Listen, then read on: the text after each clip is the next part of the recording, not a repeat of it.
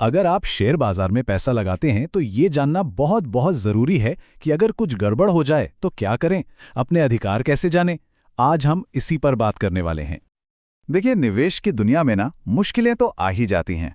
कभी ऐसा होता है कि ब्रोकर फोन ही नहीं उठा रहा, या किसी लिस्टेड कंपनी के साथ कोई पंगा हो गया।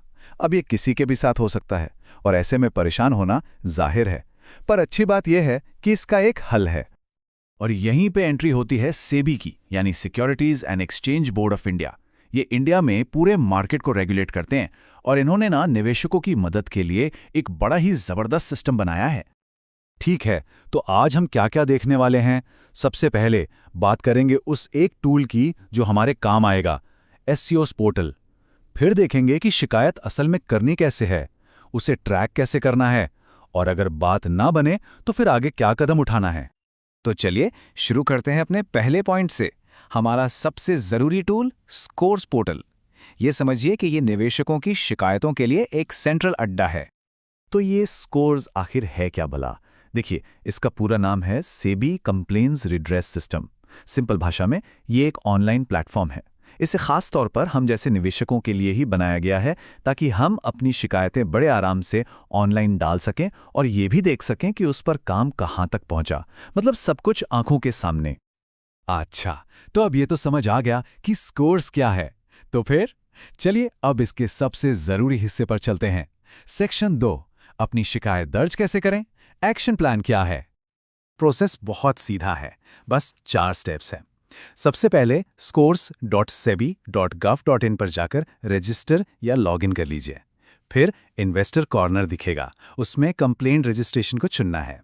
इसके बाद अपनी सारी जानकारी, शिकायत किस बारे में है और पूरी कहानी साफ साफ शब्दों में लिख दीजिए। और आखिर में सब कुछ एक बार फिर से चेक करके सबमिट बटन दबा दीजिए। आपको एक यूनिक शिकायत नंबर मिलेगा, उसे संभाल कर रखना है, बहुत जरूरी है वो। और हाँ, यहाँ एक बात गांठ बांध लीजिए, शिकायत जितनी डिटेल्ड होगी काम उतनी ही जल्दी होगा। मतलब उसमें सारी जरूरी तारीखें, लेन देन की डिटेल्स, और अगर कोई डॉक्यूमेंट है तो वो सब कुछ लगाना है। एक अच्छी तरह से लिखी गई शिकायत, समझ लीजिए आधा काम तो वहीं हो गया। ठीक है, शिकायत तो दर्ज हो गई, अब आगे क्या? तो सेक्शन 3 इसी के बारे में है, ट्रैकिंग और सहायता। मतलब शिकायत करने के बाद सपोर्ट सिस्टम क्या है। याद है वो यूनिक रेफरेंस नंबर? बस वही है आपकी मास्टर की। उस नंबर को इस्तेमाल करके आप स्कोर्स प्लेटफॉर्म पर कभी भी कहीं से भी अपनी शिकायत का स्टेटस चेक कर सकते हैं। इससे पता रहता है कि भाई हमारी शिकायत पर कुछ काम हो भी रहा है या नहीं। अब कई बार ऐसा होता है ना कि शिकायत करने से पहले या बाद में किसी से सीधे बात करने की जरूरत पड़ती है, कुछ पूछना होता है। तो क्या इसका भी कोई तरीका है? बिल्कुल है, ये रहा सेबी का टोल फ्री निवेशक हेल्पलाइन नंबर 1800-266-7575। सुबह 9 से शाम 6 बजे तक इस पे कॉल करके मदद ली जा सकती है। मेरा तो कहना है इस नंबर को अपने फोन में सेव ही कर लीजिए।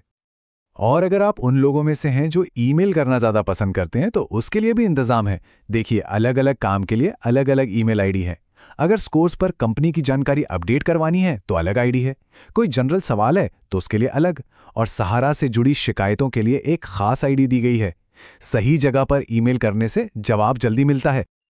और अब आते हैं हमारे आखिरी और बहुत ज़रूरी सेक्शन पर। मान लीजिए आपने शिकायत की, सेबी से जवाब भी आया, पर आप उस समाधान से खुश नहीं हैं, तो क्या करें? क्या स्कोर्स के आगे भी कोई रास्ता है? जी हाँ, बिल्कुल रास्ते हैं। अगर आप समाधान से संतुष्ट नहीं हैं तो 2 मेन रास्ते हैं। पहला, अगर शिकायत शेयर बाजार से जुड़ी है तो आप सेबी के फैसले के खिलाफ सिक्योरिटीज अपीलेट ट्रिब्यूनल यानी सैट में अपील कर सकते हैं। ये अगला लेवल है। और दूसरा, अगर आपकी दिक्कत किसी बैंक या एनबीएफसी से है तो उसके लिए आरबीआई ओम्बुड्समैन के पास जाया जा सकता है। ये एक बहुत पते की बात है कि अपने अधिकारों को जानना पहला कदम है, और जो साधन दिए गए हैं उनका इस्तेमाल करना दूसरा। स्कोर्स हमारे हाथ में एक ऐसा ही बहुत ताकतवर साधन है।